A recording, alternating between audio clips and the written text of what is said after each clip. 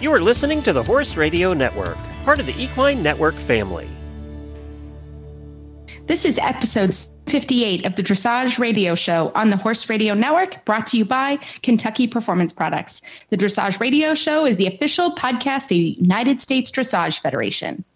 On today's show, we get behind-the-scenes details of Ali Potasky's fantastic year with her horse INXS, from competing in Europe and training to capturing the U.S. finals at Grand Prix National Championships. Next, we find out about Bill McMullin and my, Reese Stanfield's, experience at the U.S. Center for Coaching Excellence that was held at USEF this week.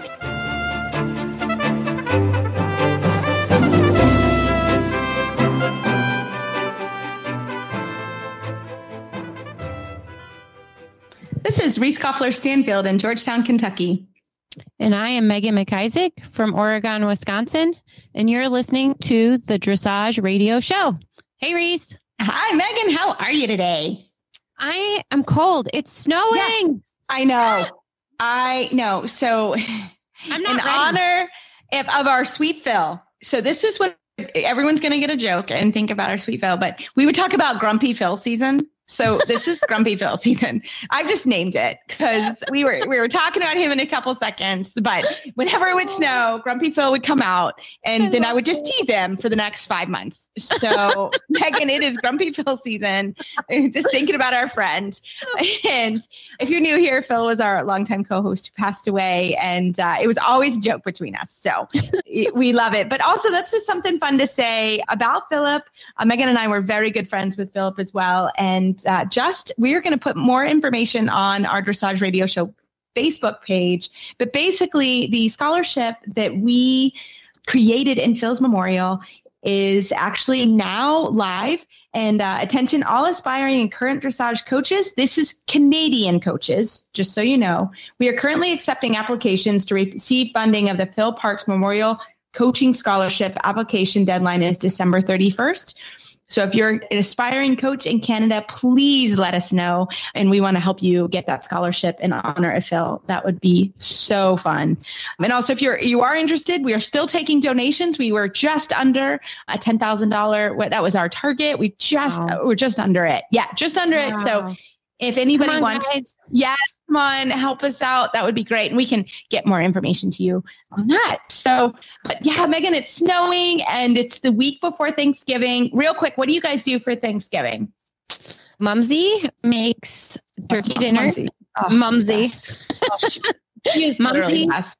I got the best hug from Mumsy when she was here a couple weeks ago. She was so sweet. I love her. She's the best. Yeah. What do you do, Reese?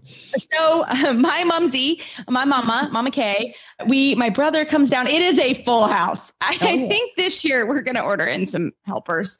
I was like, Mom, we're not heroes here. We all like to cook, but when the whole family's there and now all my nieces and nephews are bigger. And, we basically are like, what does everybody want? And we're going to place a big order. I think we're just going to go with that and make our life a little easier.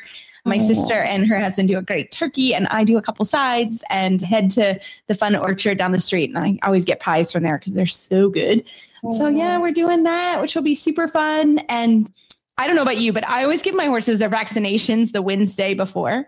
Mm-hmm. That's always the day I vaccinate my horses. So I don't feel bad at all about taking a random Thursday off. The horses are happy to get their vaccinations. Nobody's feeling that great.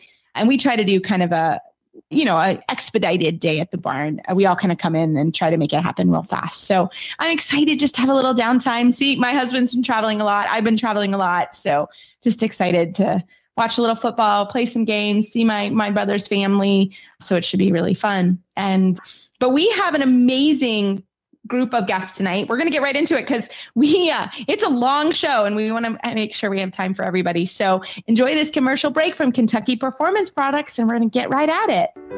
He was her first love, the one that started it all. He taught her how to master the posting trot and navigate her first hunter course. They spent hours together exploring the trails and hanging out in the barn. His name was doodled on every page in her school notebook. His coat gleamed in the sun as he met her at the gate each day, snuffling for a treat. From the first time she saw him poking his head out of the stall to the last time she patted him goodbye, he was and always will be, her everything. This love story is brought to you by Nalox Advanced, providing complete support for a healthy digestive tract, which reduces the risk of colic and digestive upset. The horse that matters to you matters to Kentucky Performance Products. Call 859-873-2974 or visit kppusa.com to order today. Well, tonight, back by popular demand, but also because she's amazing, we have Potasky. She literally just won the U.S. Dressage Finals Grand Prix Championship. And I'm not going to lie, Allie, I had a little tear in my eye because I know you've been working so hard to make this happen. Welcome to the show, Allie. Thank you. Thank you. Well, you and I, we're not neighbors. We live about almost an hour apart, but we get to see each other a lot at the horse shows. And I've been keeping an eye on you and your wonderful horse INXS. We love him. And start talking about this time last year, you were just getting back from the Netherlands, right? Yeah. So last year, after I did the developing Grand Prix championships with him at Lamplight in Chicago in August, and then I went over to Europe directly after that for some intensive training, which is something that I got a grant for from the Dressage Foundation last year. So that was really exciting. I can't believe it's a year ago already, but I got the Carol Lavelle. Yeah, I got the Carol Lavelle Advanced Dressage Prize to help me with that trip. So we were there for 3 months. And so basically exactly a year ago, came back to Florida and started to show the real Grand Prix and the special last year. Fantastic. Awesome. And what were the challenges? I mean, I think one of your main goals was getting into the bigger ring, right? At the end of the day, like you really wanted to be ready for the CDI this year, but talk to us about your process sort of last year in 2024. It's not like you just showed up at the national championships and rocked it, right? You had a very specific plan about how you could make this happen. And I got a front row seat because we see you at the shows and we chat, and I was able to watch your progress. So kind of talk us through the last year from the time you got home to when you won the national championships last week or 2 weeks ago. Yeah, for sure. And for me, that's sort of like what it's about too, is the training, the preparation, the process of making a plan. And like, to be honest, I did have a bit of a rough winter last winter with the transition from just doing sort of developing Grand Prix and trying to survive through the test to having gone to Europe, transitioning back, feeling like borderline ready to really start to show the Grand Prix and wanting to do CDIs last winter. And I just honestly wasn't totally prepared. And that was something I had to come a little bit to terms with and then regroup and just really go on in the best way for the horse and for myself, with a little bit of showing, nerves and not having done it myself before. I've never ridden a CDI Grand Prix. I've done Brentina Cup on a schoolmaster, but it's a different game now and some time has passed. So making myself feel like ready to really show what the horse and I can do all in the same 6 minutes that's a lot. It's a lot. And then you're in the pressure cooker of Wellington. I mean, it's no joke. Like, it is a totally, and you are very experienced. You've done big shows before. It's not your first rodeo, but when you get in that Grand Prix ring, it's a totally different pressure cooker. And I think what you said is like, you went and you're like, hey, I'm not ready quite yet. And then what was your steps from that point? Because that happens a lot. Like, that's happening to you at any level, right? Like, it happens to riders at all levels. And to stop and regroup, that's where you lean on your coaches, you lean on your friends. Like, that's where you use your support team. So how did you kind of handle that? Like, what'd you do after that point? So first of all, we started as well, mostly also for me at home, with test riding and really stringing parts of the test together in a way that was more serious and like demanded that I could recreate things the way I wanted, instead of just touching on this and that when it felt ready and right and good and being a little romantic about it. So putting that together at home first, feeling confidence with the horse, especially, of course, in the Piaffe and Passage, because that's the biggest difference at the Grand Prix level.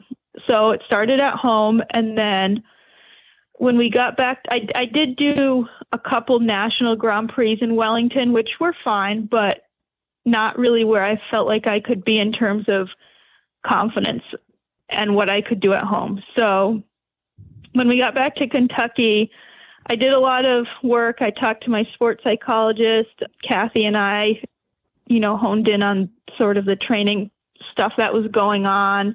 And we just started doing things that for the horse and I would be positive experiences, and just gain the momentum and just say, okay, look, you can do it. And this is really something where you have these skills, but you just need to transfer the environment a little bit and not, deter from your path. So we started, I think the first show in Kentucky, Reese was actually there. We trailered into a smaller show and just sort of spur of the moment, just said, let's go just run through the test. Just make it like as if we were at home in the ring with a video camera, go through the test, start to finish, and put him back in the trailer and go back home. And it's nothing to, unravel about. So we did that, and that went quite well.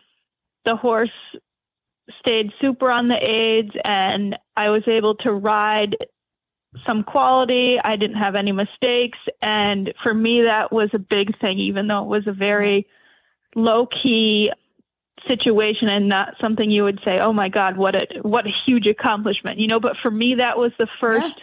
Oh, that's a huge accomplishment. Our local show is in the Rolex ring. Like it's a big venue. It is not high stress. Like it's chill, but you're still in a big venue type situation, which is really nice, especially for Allie, who wants to continue to be in those big stadiums. There were no people really. Yeah, for sure.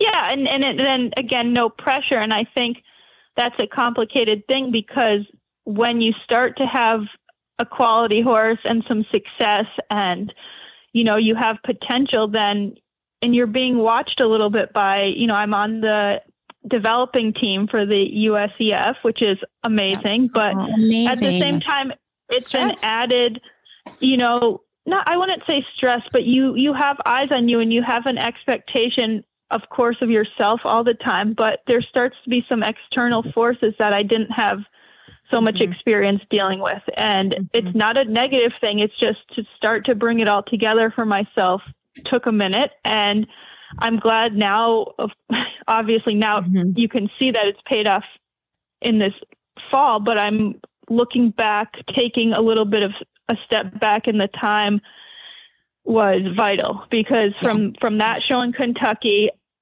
my goal, loose goal, had been to qualify for Chicago for the national championships at the Grand Prix, but I wasn't ready for getting those scores at the time. So I then went to the next national show at the horse park and did the same thing, but this time I rode the Grand Prix on the first day and the special on the second day. I made my own little mini CDI or what, to start to build up. Okay, then it's a whole nother test for me to learn and to ride through. And the horse and I had a little trouble putting together the walk Piaffe Passage tour, which again, just training and time at home to solidify that. But then there again, 2 really solid tests where I felt that I rode exactly as I could at home, and the horse was starting to be softer in the arena, but still really on the aids. And I could say, okay, accurate, powerful, this. And again, that was another step to say, yeah, this is coming together in a way where I feel like I can now add, and I can be more positive in that pressure.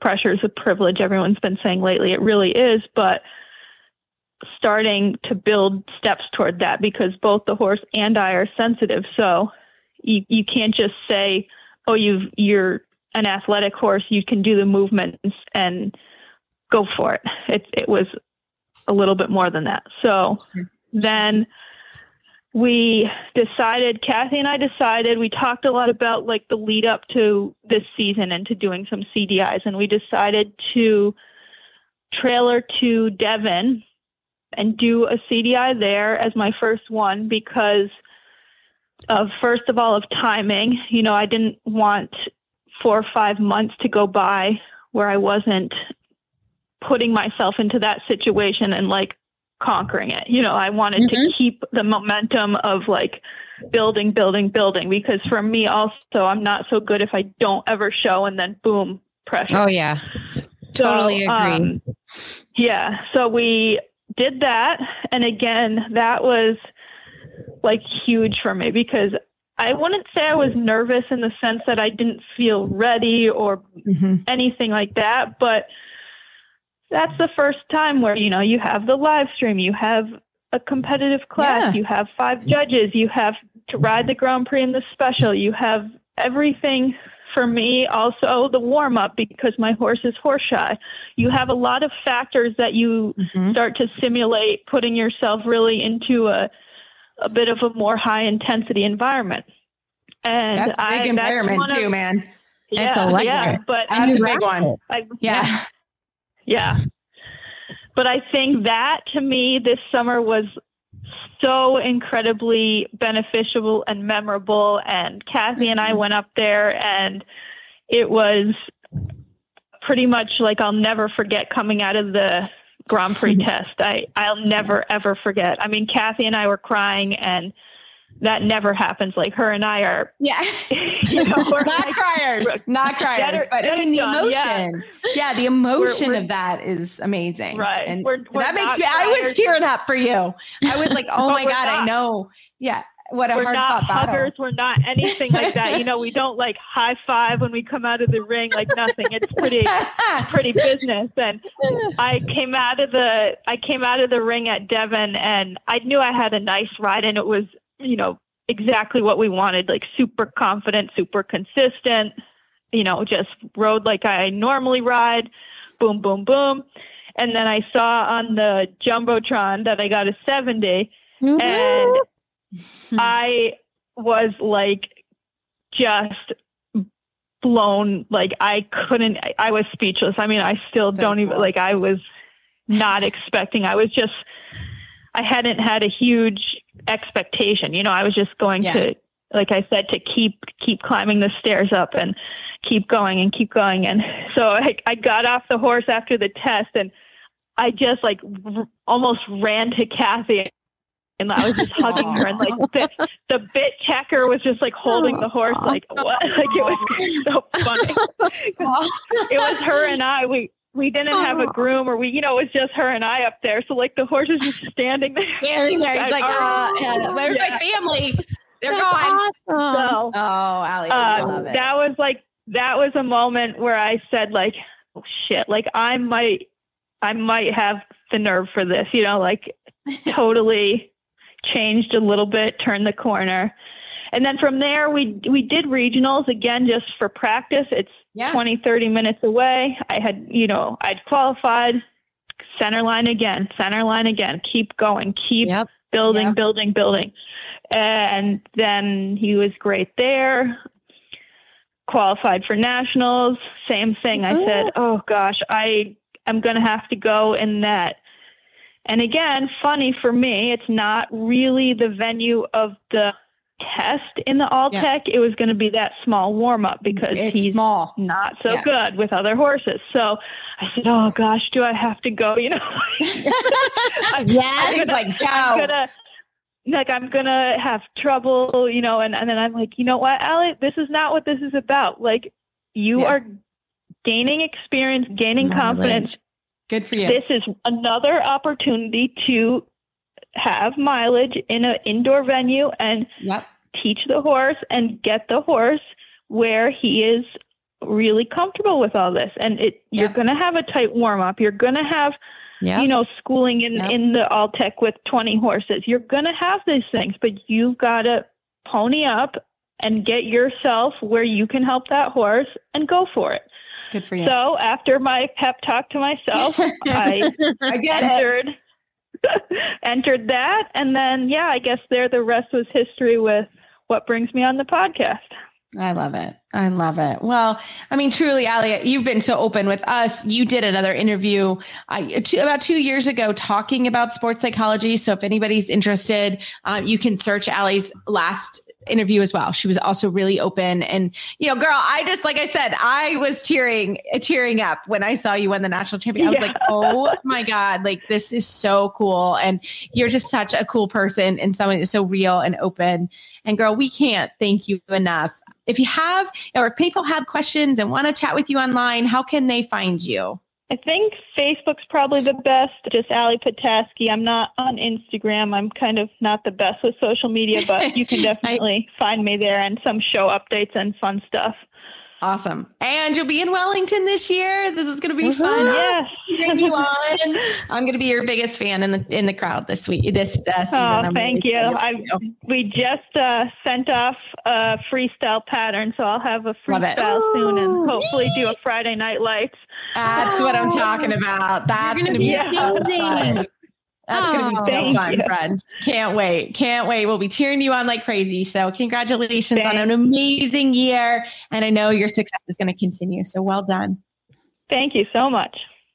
Recharge your training program with Equestrian Plus. Equestrian Plus brings together the top riders, trainers, and professionals onto one video platform. Watch over 5,000 how-to training videos, clinic and event footage, exclusive training sessions, and more, featuring top experts including 5-time dressage Olympian Stefan Peters, International Grand Prix dressage competitor Anna Buffini, Olympic dressage team bronze medalist Laura Graves, and many more. Join Equestrian Plus now and use promo code HRN15 for 15% off your first month. Visit equestrianplus.com to subscribe. Well, tonight I am so excited to have Bill McMullin on the show with us. I just got to spend the last 3-4 days with him and at a wonderful seminar hosted by USEF called the U.S. Center for Coaching Excellence. Bill, welcome to the show. Thank you for having me, Reese. It was a great 3 days at the horse park. It was great. So I'm going to hand it over to Megan because Megan's going to interview us about this because Bill and I were both able to go as USDF FEI instructors. So Megan, take it away. Well, it sounds so exciting. I want to know, how did you take part in it? Were you invited into it? Tell me the first steps. We were invited into it. I'm on USDF faculty and an FEI certified instructor, and Reese is also FEI certified instructor. So they've made an opportunity for faculty and FEI instructors to partake in this amazing opportunity. And again, it's the United States, or the U.S. Center for Coaching Excellence, and it was hosted at the USEF headquarters building. It was also funded by USEF. They invited us, and it was a privilege to be there. They paid the tuition fee and even the hotel and so on for us to be there. So it was really terrific. Wow. And Bill, what things did you learn? And Reese, but Bill first. Yeah. It was really eye-opening. The unique thing about this seminar, that it wasn't just horse people. There were about 25 in attendance. There were quite a few equestrians from different disciplines. So it was nice to have our familiar zone with our equestrians, but there were also quite a few people from other Olympic disciplines or sports. We had hockey, swimming, golf.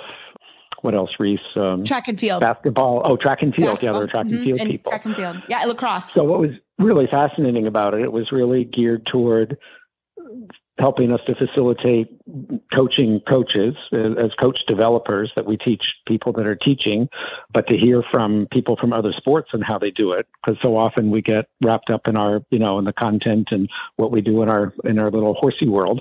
So it was very eye-opening and super helpful to get this input from others outside, from other sports as well. Wow. Bill, what kind of techniques did you learn? Like any personality profiles, like, how you connect coaches and students, or if it's a team, was it any of that, or what else can you tell us about it? there was so many pieces, really, right, Reese? Yeah, so many. Our brains hurt still. Like my brain is still hurting. Like I was like, why am I so tired? I was like, my brain was working for sure. I mean, in some ways, a lot of it is common sense and how you deal with people and how to motivate them and teach them in the right way and so on. But the team from the USCCE, there were at least 3 of them that would work with the group simultaneously to help get us involved. And we had like little practice sessions where we would have to suddenly in a moment figure out how to teach somebody how to do something. And then we had on the final day, it culminated with us having to do like a 10 or 12-minute presentation. And again, it wasn't about the content of what we taught. It was really about how we, as facilitators, how did we do this to get everybody's attention, to keep them involved, to get them to make sure that they learned the process of whatever it could be. It could be something even sort of abstract, but to really hone our teaching technique and skill on how to make sure people are really learning. Yeah. This sounds amazing. How would I be able to participate, or do I need to work further in my certification to get there? Well, it sounds like this program is so to what we know. So Bill and I don't know much, but we had a little meeting with David O'Connor, who's the chef de mission at USEF now. They are really trying to bring this more mainstream on how we can bring this program to our coaching program, but also throughout equestrian sport. So I think USCF is really supportive and open to what is happening with this group. So, we learned all kinds of techniques, but also like Bill was saying, like just getting someone's attention, right? There's an art to that. There's an art to, while you're teaching someone, potentially moving them around. Like, for example, I was really nervous. I thought, oh my God, I'm going to die. I'm not going to be able to sit for 3 days in a chair. Right. And I can tell you, we very rarely were sitting. And poor Bill, like we had to get up and move around. Like, I mean, it's not so easy, honestly. And they had us moving around the building. They had us up and down. They had us giving presentations. So it was an incredibly active 3 days, honestly. Very active. And they push you out of your comfort zone continually. It was amazing. I mean, it was very challenging. I think we all grew from it for sure. And 100%. I think we all have something to bring back into our own certification program here, whether we're teaching just students or if we're coaching, bringing along teachers in the workshop program. In both cases, super helpful. So Bill we were in a final group on Tuesday. We were in a group together and they broke us at there were 10 people in our group, 8 people. Yeah. So Bill taught a serpentine, how to ride a serpentine. And I got to walk it out but it was cool because again, of course, I know how to ride a serpentine, but to break it down, to teach riding a serpentine to people that have no idea about horses. Because again, it was Bill and I in our group and Amy. So we had 3 horse people, I think, in our group, but the majority were track and field and hockey. Yeah, we had 5. Yeah. Other disciplines, whatever, that really know nothing. They've never been on a horse in their life. So to then conjure up, how do you teach this? At first, though, it sounds easy because we teach it all the time, but then to break it down in the steps, how do you tell somebody how to appreciate and, to get their attention and why would we need to do this and so on was pretty interesting. Right. And so if you're a coach or, Megan, you're there and really looking forward to keep an eye out for this program. It will become more and more mainstream. And hopefully that's the goal, that more people will be able to have the opportunity to do it. I think Bill and I just answered the call to do it. I think we were brave enough to do it, but I think both of us would say if I could go again, I would go again, just because I have so many notes and I have to sit down tonight and really go through my notes again and just process what we learned and how to present material but even helping someone present the material. So when you're a coach developer, you're not necessarily presenting, but you have to give positive feedback to that person. So I think that was incredible. So it's an awesome program. I think we will work with USDF a little bit, again, implementing it into the certification programs, but it's going to become more and more so that I think USCF recognizes how important coaching is and how difficult coaching is. And it's difficult. Yeah, it's very, and most people are not trained educators. No. We're not trained coaches. And that was the same, wouldn't you say too, Bill, with all the other disciplines? It's not that I mean, a lot of people become coaches because they want to do it or because they were good in their sport, not because they're. Well, I think that was interesting that I learned something about was that the hockey has a whole infrastructure that's really ingrained or embedded from the very get-go, because they can control, because I think any hockey instructor has to be certified. And this whole, they have a really detailed, and there's so many thousands. Think about the numbers of hockey players compared to dressage riders. It's huge. So these guys that were coaches for that, they coach the coaches. They coach like a room full of coaches all the time, not just all like the time. A group of 6 or 8, but they do Zoom meetings with like 60 or 70 on it and so on. And they do live meetings with, a whole, all these guys to do this. And it's very regimented. So where we can't control that in dressage, we have our program and so on, but it's only people that want to do it. But obviously, if you want to teach dressage, you don't have to go through the program at this point. But to teach hockey, you have to go through their program. So it's really, and they have a different edge on the educating side of things. So you could really tell. Oh, This program sounds amazing. Thank you both for taking part in it. And I look forward to it being implemented in our certification. Absolutely. Absolutely. And Bill, if our listeners have questions for you online, how can they reach you online?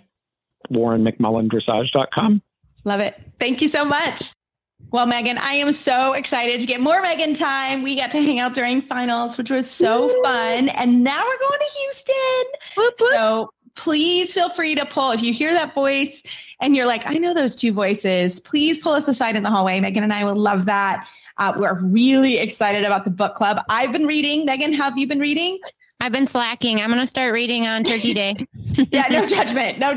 But so the book club book is Janet Foy's Dressage for the Not So Perfect Horse.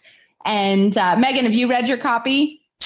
I haven't. I'm a slacker. I'm going to start reading on Turkey Day. I'm in like chapter 3. So don't worry, everybody. Don't worry. You can still pick up your copy at Trafalgar Square, horseandriderbooks.com. And please come join us. We can't wait. It's going to be fun. And honestly, even if you don't read the book, come on in. We'll have a great time. And I know you'll learn something during the whole thing. And Megan and I will try to keep it really fun and enjoyable. Yes. So as always, you can find our show notes and links to today's guest on our page at horseradionetwork.com. Search Dressage Radio Show. Like us on Facebook, just search Dressage Radio Show.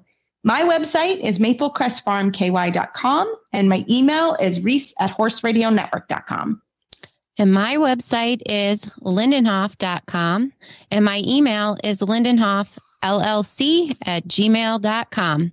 We'd like to thank our friends and show sponsors, Kentucky Performance Products. If you'd like to support our show and the Horse Radio Network, you can do that through the auditor program found at horseradionetwork.com. Keep on kicking on until the next show. Talk to you soon.